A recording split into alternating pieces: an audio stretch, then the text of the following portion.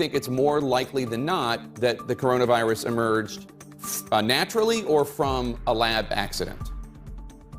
You know, I do think it's more likely than not it emerged out of the lab, most likely accidentally, for several reasons. And first of all, Jake, let me say this is the worst cover-up in human history that we've seen, resulting in 3.5 million deaths, creating economic devastation around the globe.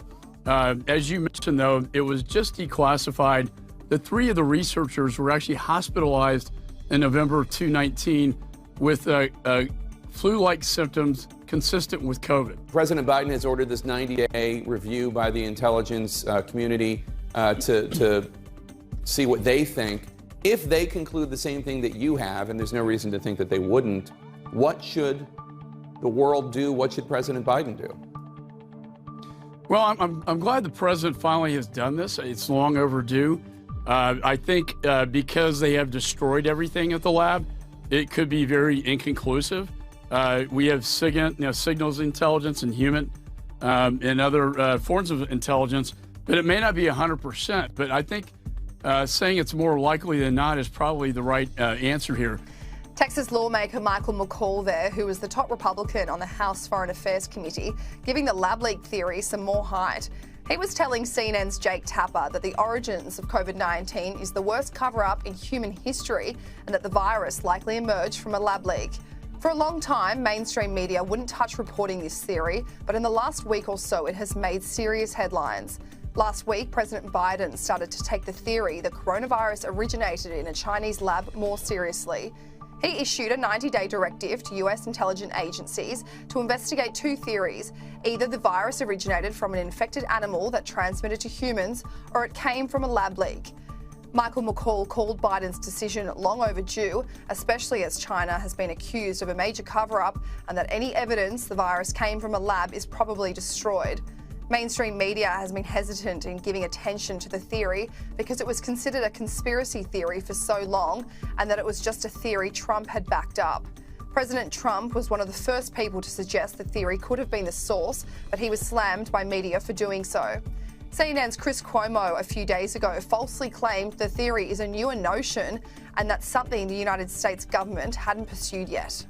COVID was passed from animals to humans, or it originated from a lab accident. Now, the second is a newer notion, okay? The government had not been open to the lab theory.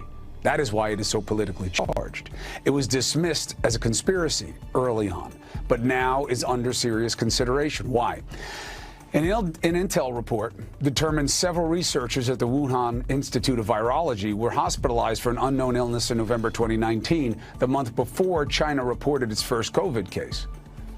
Suspicious. So why is it politically charged?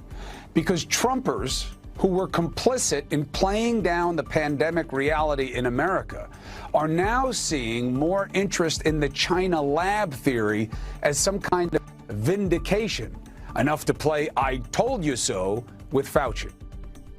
However, this isn't true. Here is Chris himself breaking the news in April 2020 that the lab leak theory was a story to watch. All right, we have breaking news on our watch. It is a very provocative headline. I'm just getting it. Let's go through it together in real time. Here's the headline.